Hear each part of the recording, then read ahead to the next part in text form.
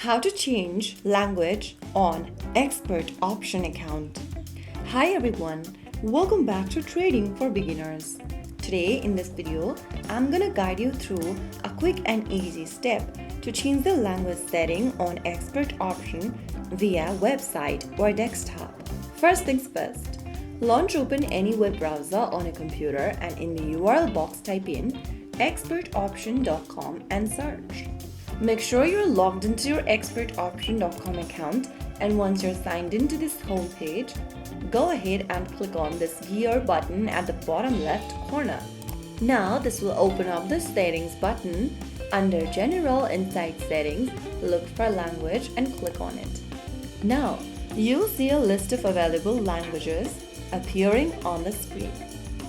Scroll through the list and select the language you want. Right after you do that, click on Confirm and you have successfully changed your display language setting for expertoption.com. If you ever want to switch languages again, or if you've made a mistake, you can click the gear button from the home page at the bottom left and go to the first option. This is the language option. Select the different language you want to switch to and click Confirm in the pop-up, and there you have it.